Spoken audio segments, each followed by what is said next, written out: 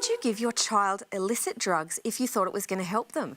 New research has come out saying that medicinal cannabis can actually help with epilepsy and different types of epilepsy.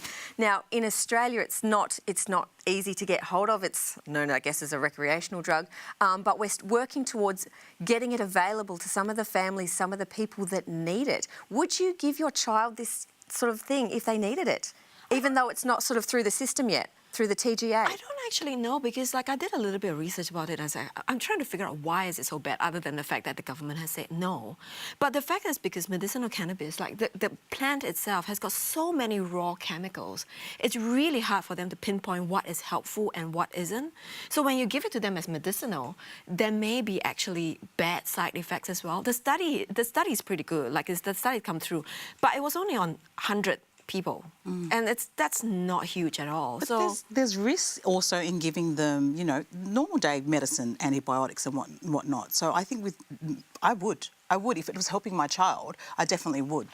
How severe do you feel like the sickness or illness needed to be for you to feel like that was a good solution? If that was the last resort, yep. I wouldn't be like, okay, they've got epilepsy, that's it, we're giving you some marijuana, medicinal marijuana. Yep. If that was the last resort, I'd probably, would try that because I would want my child to function and, you know, have a somewhat normal This life. epilepsy is quite severe and even fatal for some people, so they're really trying to push it for this group of people to sort of get it through and cultivate it in Australia and sort of regulate our own industry.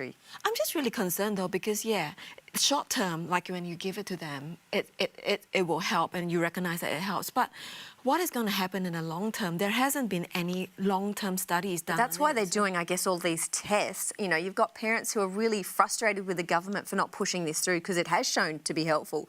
But on the other hand, they are liable for anything that may go wrong in the future, as you say, and they need to sort of regulate this themselves and do that testing to make sure that it's as safe as it can be. I might be going off on a tangent, but I do think I'm a bit naive when I say that I feel like the government tries to prohibit certain substances for power and control. Yes and no, but they're also accountable, aren't they? So if something starts to go wrong, who's everyone going to blame? But there's money to be made as well on both sides. For penalising people for taking marijuana or for medicinal purposes, there's money to be made, so the government can control that. I kind of see where you're coming from, but I don't know, I guess because I went through that whole, when I was in 6th grade, drug abuse resistance education, it's very hard then to turn your brain the other way and think about some of these substances in another way. But a lot of the medicines we use now were previously, or if they're used or if they're abused, they are harmful as well. Oh, for sure. Yeah, well, morphine and opium. Yes. That's all done. But the problem I have is not that. It's just that there isn't enough research done on marijuana at the moment, and that it's fraught with danger because there is just, that's the science behind it and trying to get the medicine out of it. It's still a bit dicey. It's also dicey because people are starting to try and source their own here, so it's not actually being regulated, and that can be an issue too. Yeah. I think some people are very fine with, you know, giving medicine at home to their children or coming up with some concoction or going in the backyard and pulling a weed, but I think I'm a bit on the other side of, you know, more traditional and wanting to see the studies, or I trust more medical professionals, and maybe some people don't trust medical professionals, or, you know. I thought you would be the natural alternative, you know, so you wouldn't give it to Elliot if it was the last resort. You would, you know, just... But where would you get it from? Would you go to the street corner and find it to give it to your child? There are some GPs who are registered to be able to administer it, not many, because they have to apply for that registration, so that it's not just your average GP, it might be more your corner. I'm not saying that I wouldn't, because, you know, when it happens, like, who knows what I would do. Yeah. But there is just a caution about the fact that what you think might help you may not actually. Yeah, and until you know the facts, you don't want to put I'd be too scared because then I'd have to bring that up to my medical professional and say, when they ask, okay, what have you done at home or have you done anything? I'd have to tell them, and I don't know how that might interact with something else that they're using. You know, I don't know how all the drugs interact with one another. So I wouldn't feel skilled enough to administer marijuana in my home to my child.